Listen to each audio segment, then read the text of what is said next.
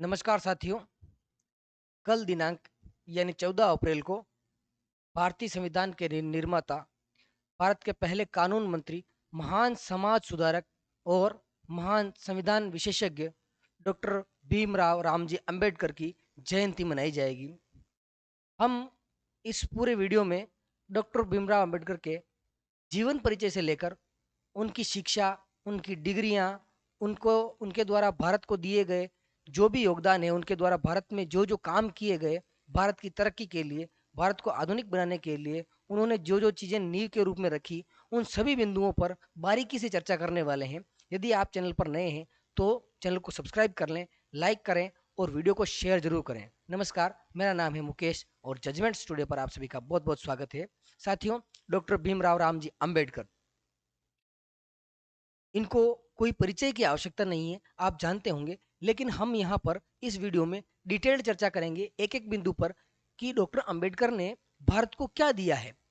बहुत बार लोग प्रश्नवाचक निशान लगाते हैं कि भारतीय संविधान जो है उसके जनक डॉक्टर अंबेडकर नहीं है, BN राव है, और भारतीय संविधान जो है वो कॉपी पेस्ट है, आदि आदि बातें जो है वो होती रहती है। हम जो है हम या हम हमारे जैसे कोई लोग क्या होते हैं जो डॉक्टर अंबेडकर को भारतीय संविधान के जनक कह दें या नहीं कहें, हमारी क्या औकात है इनके सामने। ये तो महान व्यक्तित्व के धनी है, विश्व रत्न है, भारत रत्न भी इनको दिया गया लेकिन मरणोपरांत दिया गया, इस बात का हमें खेद है। तो चलिए साथियों, शुरू करते हैं डॉक्टर अंबेडकर के बारे में। सारी बात सिलसिलेवार, वीडियो को पूरा देखना। यदि आप कहीं भाषण देने की तैयारी भी कर रहे हैं तो भी उसके लिए आपका जो है ये तैयार हो जाएगा।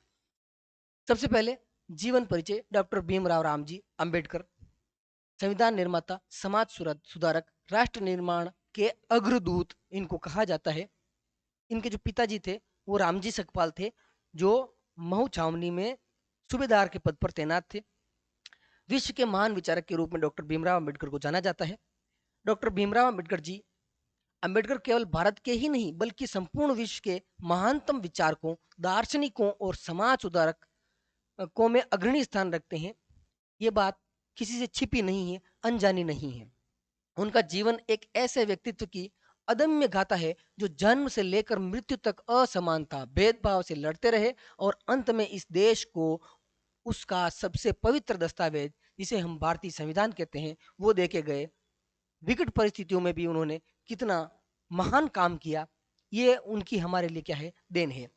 साथियों, कोलंबिया विश्वविद्यालय न्यूयॉर्क जो है से उन्होंने विश्व का सबसे बड़ा विद्वान, है ना, जो कोलंबिया यूनिवर्सिटी है न्यूयॉर्क में, उस यूनिवर्सिटी ने डॉक्टर अंबेडकर को विश्व का सबसे विद्वान, सिंबल ऑफ नॉलेज, ज्ञान का प्रतीक की उपाधि से नवाजा, घोषित किया।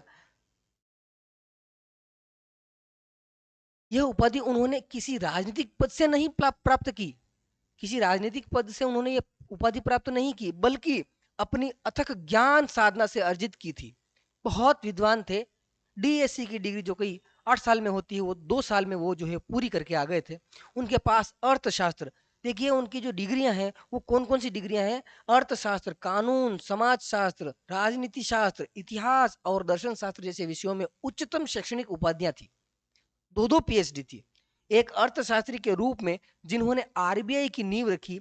इसकी बात हम आगे अभी करेंगे कि RBI की जो स्थापना की गई वो डॉक्टर अंबेडकर के अथक प्रयासों से हुई। उनकी एक थीसिस थी, जिस थीसिस के आधार पर, उसके जो सुझाव थे उस सुझावों के आधार पर भारतीय रिजर्व बैंक की जो है स्थापना की गई, जो आज पूरे भारत में लीडिंग करता है सभी बैंकों को। एक वकील के रूप में जिन्होंने न्यायपालिका में समानता का संघर्ष किया। एक समाजशास्त्री के रूप में जिन्होंने जाति व्यवस्था के खिलाफ तार्किक लड़ाई लड़ी। उन्होंने कोई डंडा मारकूट ऐसा जो है चीज नहीं अपनाई। वैचारिक क्रांति के माध्यम से उन्होंने लड़ाई लड़ी। और एक राजनेता के रूप में जिन्होंने करोड़ों वंचितों की आवाज को संसद तक पहुंचाया। ऐसे महान व्यक्तित्व के धनी थे डॉक्टर भीमराव अंबेडकर, जिनको बाबा साहेब के नाम से भी जाना जाता है। बचपन की इनकी बात करें साथियों, तो बचपन, देखिए इनका जो जन्म है 14 अप्रैल 1891 में महू मध्य प्रदेश में हुआ। इस सन में जन्मे भीमराव जी अंबेडकर का बचपन अत्यंत कठिन परिस्थितियों में बीता। वे महार जाति से ताल्लुक रखते थे, जो कि नीची जातियों में गिनी जाती थी, और जिसे उस समय समाज में अस्पृश्य अनटचेबल माना जाता था। इस एक कारण से उनके बचपन में हर दिन अपमान और बाधाएं लेकर आता था। क्योंकि केवल वो एक किसी जाति विशेष से ताल्लुक रखते थे, तो उनके साथ में कितना भेदभाव जो है उनको बचपन से सहना पड़ा। बस गनीमत यह रही कि उनके पिताजी अंग्रेजी सेना में सूबेदार थे और इसी कारण से वे जैसे तैसे करके कहीं स्कूल के गेट में बैठकर भी पढ़ पाए। ये और क्योंकि पढ़ पाए, पढ़ पाने का कारण एक ये भी है कि वे प्रतिभा के धनी थे, बहुमुखी प्रतिभा के धनी थे, बहुत शार्प माइंडेड व्यक्तित्व के धनी थे। स्कूल में भीमराव को कक्षा के बाहर बैठाया जाता था। उन्हें कक्षा के अंदर आने की अनुमति नहीं थी। शिक्षक उनकी कॉपी नहीं छूते थे क्योंकि उन्हें अछूत समझाता था जाता था। पानी पीने के लिए उन्हें अलग बर्तन रखना पड़ता था, और यदि एक पानी का बर्तन वो नहीं लाए और चपरासी उस दिन नहीं आया तो उन्हें पूरे दिन प्यासे रहना पड़ता था। चपरासी चपरासी उन्हें ऊंचाई से पानी डालता था। वह भी यदि छुट्टी पर होता तो भीमराव को पानी नहीं मिलता था। ऐसी विकट परिस्थितियां थी, पानी तक नहीं, और परछाई से भी लोग जो है वो अछूत हो जाते थे। फिर भी भीमराव ने पढ़ाई नहीं छोड़ी। वर्षा में भीगते हुए स्कूल पहुंचते, बाहर बैठकर पढ़ते, और जब कोई शिक्षक उन पर दयावश ध्यान दे देता तो उस ज्ञान को जीवन भर याद रखते। कहीं से भी कुछ भी मिल जाए, चाहे किसी भी तरीके से मिल जाए ज्ञान की चीज, तो वो उसको नहीं छोड़ते थे। ये उनकी जो है विशेष खासियत थी। उन्होंने कहा था, शिक्षा वह शेरनी का दूध है जो जितना पिएगा वह क्या करेगा, दहाड़ेगा। यानी ज्ञान के दम पर आप पूरी दुनिया बदल सकते हैं। The education is the powerful tool to change the world. शिक्षा सबसे बड़ा हथियार है। शिक्षा के बारे में डॉक्टर अंबेडकर के क्या विचार थे? डॉक्टर अंबेडकर की शैक्षणिक यात्रा किसी भी अर्थ में साधारण नहीं थी, असाधारण थी। वे एक ऐसे समाज से आए थे जहां उनकी जाति के लोगों को पुस्तकालय में प्रवेश नहीं दिया जाता था। यानी महार जाति के होने के कारण किसी भी लाइब्रेरी में उनको एंट्रिंग नहीं मिलती थी, एंटर नहीं करने दिया जाता था। और उसी समाज में रहकर उन्होंने दुनिया के सर्वश्रेष्ठ विश्वविद्यालयों में अध्ययन किया। ऐसी व्यवस्था में भी, क्योंकि वो माइंडेड थे, आईक्यू लेवल बहुत शार्प माइंडेड थे, इसी कारण से वो विश्वविद्यालयों, टॉप यूनिवर्सिटी से वो पढ़े। 1907 में मुंबई के एल्फिंस्टन हाई स्कूल से मैट्रिक परीक्षा पास की। मुंबई में 1907 में एल्फिंस्टन हाई स्कूल जो है वहां से उन्होंने मैट्रिक यानी 10वीं के समकक्ष जो परीक्षा होती है वो उत्तीर्ण करने वाले भीमराव अपनी जाति के संभवतः पहले व्यक्ति थे। यानी महार जाति के या नीची जाति के कहने वाले कोई व्यक्तियों में मैट्रिक परीक्षा पास करने वाला कोई व्यक्ति था तो वो केवल और केवल डॉक्टर भीमराव रामजी आम्बेडकर थे। यह उपलब्धि इतनी बड़ी थी कि दादा केलुस्कर, उन्होंने 10वीं यानी 10वीं के समकक्ष जो मैट्रिक्स परीक्षा होती है वो पास कर ली। इसी से प्रभावित होकर दादा केलुलकर नामक एक व्यक्ति महापुरुष जो थे, उन्होंने उन्हें गौतम बुद्ध की एक जो है जीवनी, गौतम बुद्ध की जीवनी उनको भेंट की, पुस्तक भेंट की, उनको दी। पुस्तक आगे चलकर उनके जीवन की दिशा बदलने वाली थी। और उसी पुस्तक से प्रेरित होकर डॉक्टर अंबेडकर के जीवन में महात्मा बुद्ध आए, और फिर अंत में जाते वक्त उन्होंने महापरिनिर्वाण से पहले बुद्ध धर्म अपनाया, उसी पुस्तक के कारण। बड़ौदा के महाराजा की छात्रवृत्ति, अब उन्हें बाहर पढ़ने के लिए जाना था तो गुजरात में बड़ौदा के महाराजा थे। वो महाराजा कौन थे? सयाजी गायकवाड़ थर्ड ने प्रतिभाशाली भीमराव को उच्च शिक्षा के लिए छात्रवृत्ति प्रदान की, और छात्रवृत्ति भी एक शर्त पर प्रदान की कि जब आप कुछ बन जाएं तो हमारे यहाँ पर आकर नौकरी करके उसको चूकता कर दें। इस अनुग्रह ने भीमराव के जीवन में एक नया अध्याय खोल दिया। वे 1913 में अमेरिका के लिए रवाना हुए। इसके बाद क्या होता है साथियों, उनकी डिग्रियां देखिए आप। कोलंबिया विश्वविद्यालय न्यूयॉर्क से अर्थशास्त्र में इकोनॉमिक्स में विशेषज्ञता प्राप्त की उन्होंने। 1913 से 1916 के बीच उन्होंने कोलंबिया विश्वविद्यालय में अर्थशास्त्र, समाजशास्त्र, इतिहास, दर्शन शास्त्र, मानव शास्त्र का गहन अध्ययन किया। यहाँ प्रोफेसर जॉन डीवी, जो कि मनोवैज्ञानिक माने जाते हैं, बहुत महान मनोवैज्ञानिक माने जाते हैं, उनके विचारों से जो है वो प्रेरित हुए, उनकी सोच को नई दिशा दी उन्होंने। 1915 में उन्होंने एमए और 1917 में पीएचडी, 15 में एमए की, 17 में पीएचडी की उपाधि प्राप्त की। उनकी शोध थीसिस जो थी वो कौन सी थी? एंशंट इंडियन कॉमर्स, और the evaluation of provincial finance in British India, जो कि आज भी एक महत्वपूर्ण ग्रंथ मानी जाती है, माने जाते हैं दोनों। लंदन स्कूल ऑफ इकोनॉमिक्स जो LSE है, वहां से कानून और अर्थशास्त्र की जो है उन्होंने पढ़ाई की। इसके बाद वे लंदन गए, जहां उन्होंने LSE से बार एट लॉ और DSc डॉक्टर ऑफ साइंस वो भी इकोनॉमिक्स की उपाधि प्राप्त की, DSc की डिग्री। उनकी thesis the problem of the rupee, its origin and it's solution, ये जो थीसिस थी जो कि बाद में किताब के रूप में छपी, इसी ने भारतीय मुद्रा नीति पर एक महत्वपूर्ण दस्तावेज प्रस्तुत किया और इसी के आधार पर RBI की स्थापना जो है वो की गई, जो कि महत्वपूर्ण संस्था हमारे देश की है। साथियों, वीडियो लंबा है लेकिन आप वीडियो में बने रहना, आपको जानकारी मिलेगी। गुरुओं के प्रति सम्मान। गुरु शिष्य परंपरा में डॉक्टर अंबेडकर एक कृतज्ञ शिष्य थे। उन्होंने अपने जीवन में जिन 3 महापुरुषों को अपना गुरु माना था, वो 3 गुरु गौतम बुद्ध, कबीर और फूले। गौतम बुद्ध, संत कबीर और महात्मा ज्योतिबा फूले, ये तीनों उनके जो है गुरु रहे। 3 गुरु कौन कौन से देखो, तीनों से वो बड़े प्रभावित थे। तीनों ही समाज सुधारक थे, बहुत क्रांतिकारी विचार रखने वाले लोग थे। गौतम बुद्ध करुणा, समता और विवेक के प्रतीक। डॉक्टर बाबा साहेब ने बौद्ध दर्शन से मानव मुक्ति का मार्ग खोजा और अंत में 1956 में बौद्ध धर्म अपनाया अपने लाखों अनुयायियों के साथ में। संत कबीर सामाजिक आडंबर और जाति भेद के विरुद्ध निर्भीक वाणी के लिए कबीर की निर्गुण भक्ति और समाज सुधार की भावना बाबा साहेब के विचारों में झलकती है, जो कि संविधान में भी झलकती है।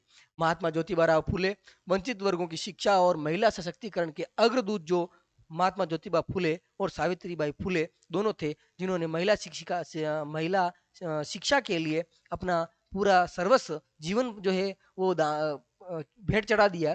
फूले के सत्यशोधक आंदोलन ने, यानी फूले ने जो है सत्यशोधक समाज की जो है स्थापना की, और फूले, सावित्रीबाई फूले और ज्योतिबा फूले ने 1 जनवरी 1848 पुणे महाराष्ट्र में पहला बालिका विद्यालय जो है वो खोला। उन्हें बहुत समस्याओं का सामना करना पड़ा, आदि आदि बातें हुई, फिर भी उन्होंने ये जो है संघर्ष हमारे लिए किया और अदम्य जो है हमारे लिए चीजें छोड़ के गए। फुले के सत्यशोधक आंदोलन ने बाबा साहेब को सामाजिक न्याय की लड़ाई की जो है वो राह दिखाई। स्कूल के शिक्षक अंबेडकर जी, अब उनके जीवन में जो अंबेडकर का जो सरनेम है वो उनके शिक्षक जो थे उनसे आया।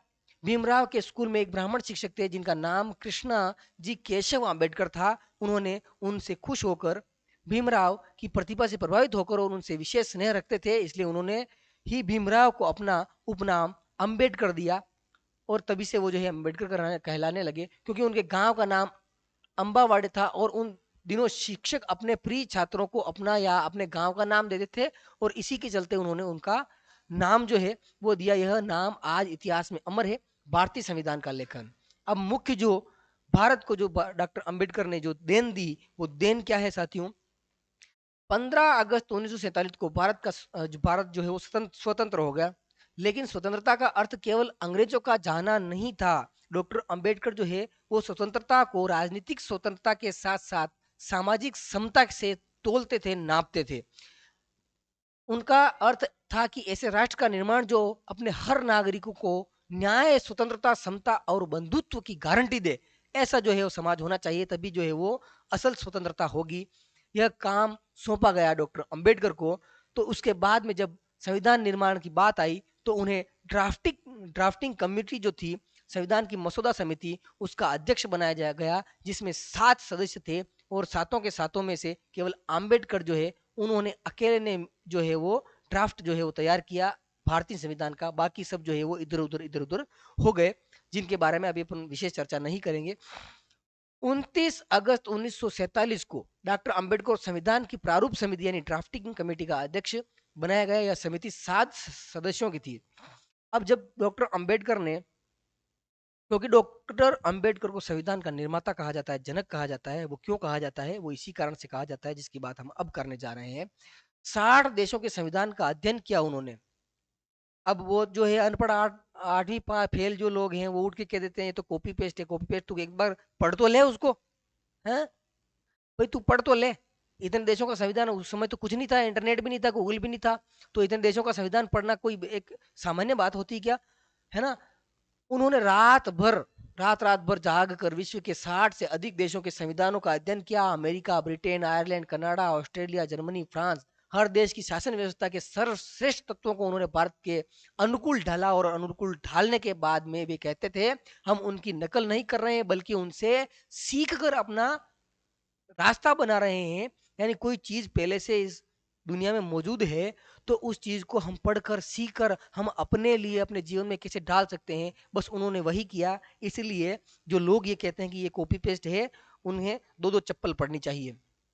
ठीक है साथियों, 26 नवंबर 1949 को संविधान सभा ने संविधान को अपनाया और 26 जनवरी 1950 को यह लागू कर दिया गया। बाबा साहेब ने कहा था संविधान केवल कागज पर लिखे गए शब्द नहीं है, यह उन करोड़ों लोगों का सपना है जो सदियों से न्याय का इंतजार कर रहे हैं। उनका कहने का मतलब ये था जो वंचित पिछड़े लोग हैं, महिलाएं हैं, उन सभी के न्याय का जो है ये दस्तावेज है, उनको इससे न्याय मिलेगा, उनका ये मानना था, उनका ये कहना था। लोकतंत्र का वास्तविक अर्थ उन्होंने क्या बताया?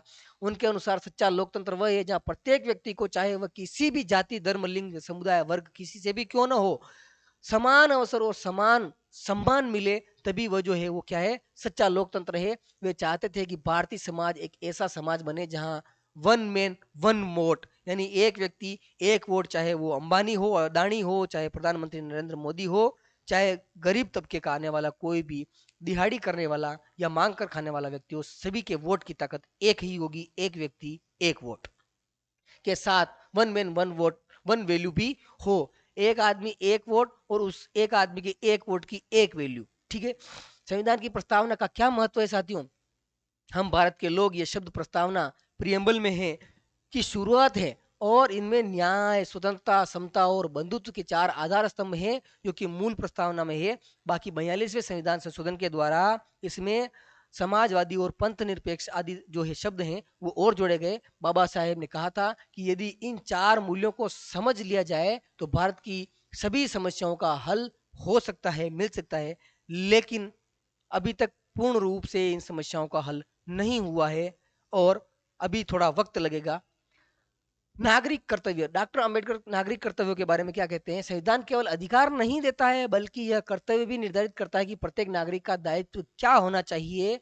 वह संविधान का पालन करेगा, राष्ट्रीय एकता की रक्षा करेगा, वैज्ञानिक दृष्टिकोण अपनाए और समाज में समरसता बढ़ाए। ये इसके मूल तत्व हैं संविधान के। हिल्टन यंग कमीशन और आरबीआई, देखिए जो आरबीआई की स्थापना हुई, वह हिल्टन यंग कमीशन जो है उसमें डॉक्टर अंबेडकर द्वारा जो थीसिस लिखी गई, the problem of the rupee, its origin and it's solution, उसके आधार पर आरबीआई की स्थापना हुई। 1925 में ब्रिटिश सरकार ने भारत की मुद्रा और वित्त व्यवस्था की समीक्षा के लिए हिल्टन यंग कमीशन का जो है वो गठन किया। डॉक्टर अंबेडकर ने इस कमीशन के समक्ष अपनी thesis the problem of the rupee के आधार पर महत्वपूर्ण सुझाव दिए, और इन्हीं महत्वपूर्ण सुझावों के आधार पर 1 अप्रैल 1935 में भारतीय रिजर्व बैंक की स्थापना हुई। 1 अप्रैल 1935। आज भारत की सबसे महत्वपूर्ण वित्तीय संस्था जो है वो कौन सी बनी है? आरबीआई। ये बहुत बड़ा योगदान जो है डॉक्टर अंबेडकर का रहा। वित्त आयोग की अवधारणा, केंद्र और राज्यों के बीच राजस्व के न्याय संगत बंटवारे की अवधारणा भी मुख्यतः डॉक्टर अंबेडकर के विचारों पर आधारित है। यानी केंद्रों और राज्यों के बीच जो राजस्व होता है उसका न्याय संगत बंटवारा, न्यायोचित बंटवारा होना चाहिए कि राज्य सरकारें कितना प्रतिशत खर्च करेंगी और केंद्र सरकार कितना खर्च करेंगी, उसका जो आधार है वो भी डॉक्टर अंबेडकर के विचार हैं। उनका मानना था कि वित्तीय केंद्रीकरण के बिना वास्तविक संघवाद, फेडरलिज्म जो है वो संभव नहीं है। जो वित्त है उसका सेंट्रलाइजेशन होना चाहिए। श्रम सुधार और आधुनिक बुनियादी ढांचा, 19 मिनट का वीडियो हो चुका है लेकिन ये बहुत महत्वपूर्ण बातें हैं। श्रम सुधार और आधुनिक बुनियादी ढांचा, जब डॉक्टर अंबेडकर 1942 से 1946 तक वायसराय की कार्यकारी परिषद में श्रम सदस्य, लेबर मेंबर के रूप में कार्य थे, तब उन्होंने श्रमिकों के हित में अनेक ऐतिहासिक फैसले लिए।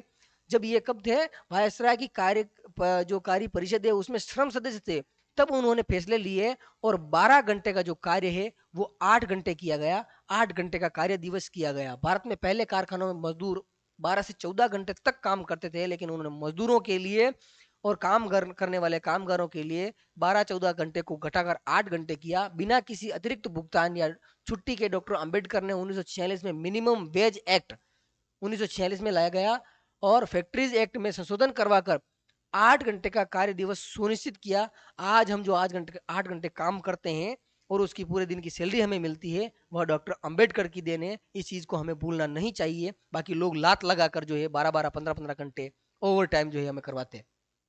महिला श्रमिकों के अधिकार, उन पर भी डॉक्टर अंबेडकर का बहुत बड़ा योगदान रहा। उन्होंने खदानों में महिलाओं के भूमिगत कार्य पर प्रतिबंध लगवाया कि खदानों में महिलाएं भूमिगत कार्यों में काम करती है तो महिलाएं जो है ऐसे कार्य को उन्होंने प्रतिबंधित करवाया। मातृत्व अवकाश जिसको मैटरनिटी लीव कहते हैं, वो जो है वो देने दिलवाने का जो श्रेय है वो भी डॉक्टर अंबेडकर को जाता है।